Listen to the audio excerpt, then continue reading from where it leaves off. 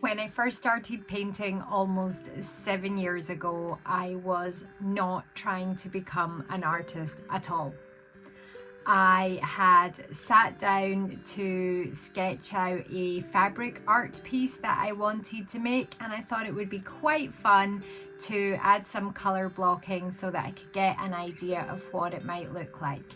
So I grabbed out some old paints.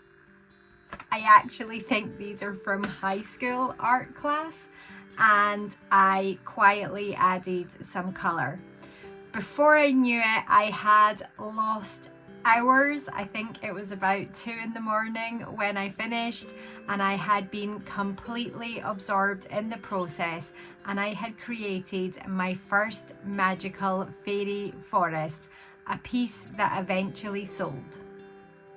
And I think that experience taught me the very first thing that changed my relationship with creativity. And looking back, there are now 5 definite things that did in fact change the way that I reconnected with creativity as an adult. 5 mindset shifts that stopped me from waiting, stopped me from overthinking, and actually helped me start creating again. Some of them took me years to learn, and honestly, I still need to remind myself of some of them sometimes. So if you've been feeling disconnected from your creativity, I hope at least one of these help you find your way back to creativity too. So get cozy, grab a cuppa, and let's make something magical. The first thing was this. I stopped waiting to feel talented before I allowed myself to begin. For years, I think I just had this idea that artists were people who already knew what they were doing, people who were naturally gifted, naturally creative, and naturally confident. But creativity rarely arrives like that. Most of the time, creativity reveals itself while we're already in the motion. While we're experimenting, while we're playing, trying, getting things wrong, and following curiosity. That first painting wasn't even planned. I wasn't trying to become a painter, and I wasn't trying to create something that was good enough to sell. I was just exploring. And honestly, I think a lot of us stop ourselves from creating because we think creativity should arrive fully formed and fully confident before we even begin. But sometimes the magic only appears after you start. So if you've been waiting to feel good enough before allowing yourself to create, this is your reminder that maybe you don't need permission to begin. Maybe you just simply need to start. The second thing that changed my relationship with creativity was making creativity easier to start. Because even after I discovered how much I loved painting and drawing, I struggled to actually fit it in to everyday life. And honestly, this is still my biggest struggle even now. And I used to feel guilty about spending hours to create if it wasn't for something productive or useful. And I realized that if creativity became complicated or required lots of preparation or felt like this huge event, then I simply wouldn't do it. So over the years, I slowly started removing that friction. I built tiny portable art kits, little sketching bags, simple grab and go setups. And honestly, it's taken years to figure out what actually works for me, but eventually I realized something really important. If it takes half an hour to set everything up, then you have already ran out of energy and time to actually sit down and create.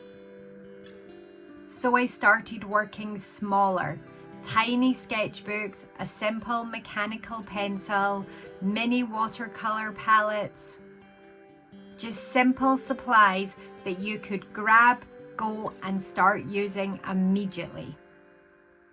And that changed everything for me, because creating stopped becoming this huge, massive event that you needed loads of time and loads of expensive supplies for, and just became something small, ordinary and accessible.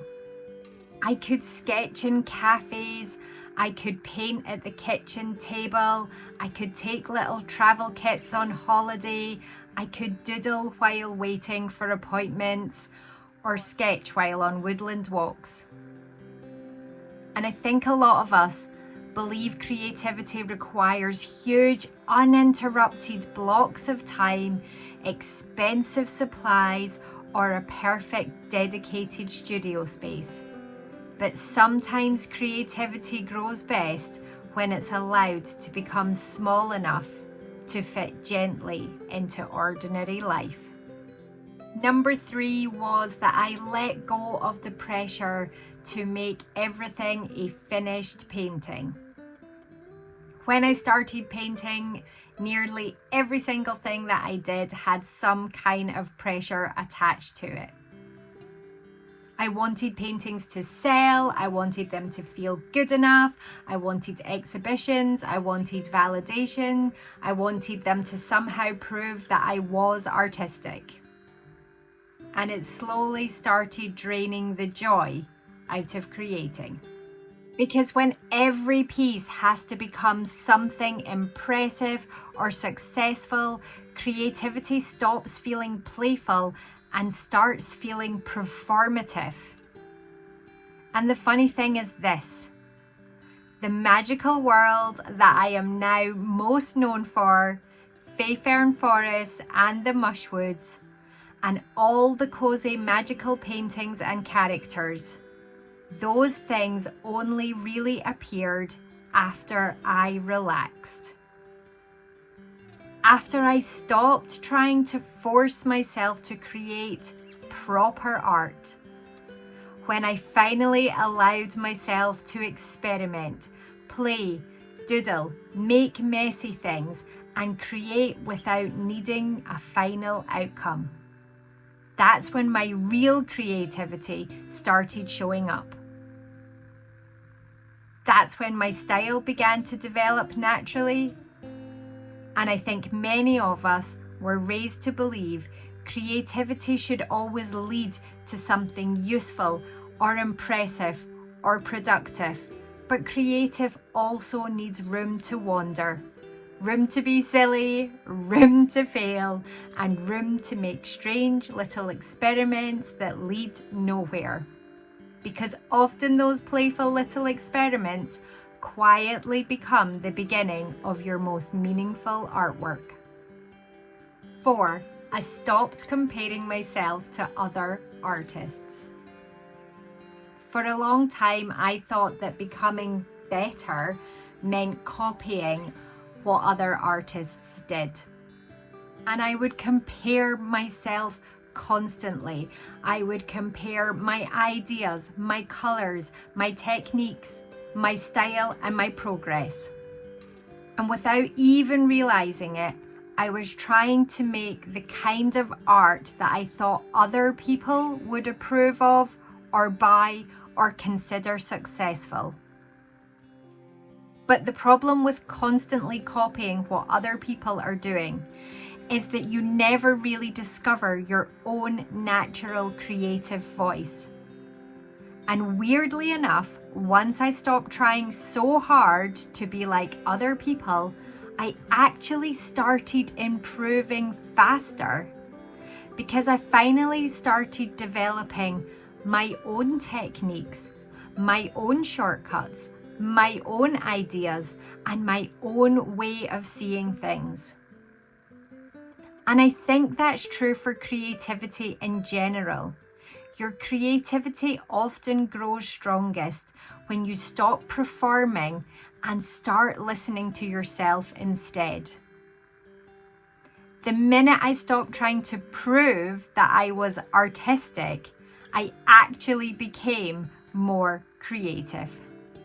And the fifth thing that changed my relationship with creativity was realizing that it doesn't need to be this huge, big thing. It can be quiet too.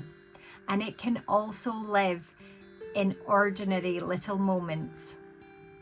And what I mean by that is that you can shift your mindset so that creating doesn't just become about making something or art. Creativity can become baking bread for family gatherings, collecting inspiration on a dog walk, noticing beautiful trees, taking photos of mushrooms, arranging flowers, scribbling ideas in a cafe, or just noticing the way the light moves through the forest. And because I made this mindset shift, even walking the dog started feeling different, because before it sometimes felt like another task on the to-do list. But once I started slowing down and paying attention, those walks became full of inspiration. A twisted tree could become a fairy house. A patch of moss could become part of a painting. Tiny mushrooms suddenly looked like magical little portals. And I realized creativity isn't always about producing something. Sometimes creativity is simply about noticing, about allowing yourself to stay connected to curiosity, wonder, imagination, and playfulness in everyday life. And honestly, I think many of us lose that somewhere along the way. We become so focused on productivity and responsibility that we stop allowing ourselves to create just because it feels good. But creativity was never meant to belong just to professional artists. Creativity belongs to all of us. So if you've been feeling disconnected from your creativity recently, maybe you don't need to become a different person. Maybe you just need to soften your relationship with creativity a little bit more. Make it smaller, make it gentler, make it less of a performance, and make it less pressure. Allow yourself to play again. And slowly and quietly, you might just discover that creativity was never really gone at all. So remember, just relax, play, create, and you will make something magical.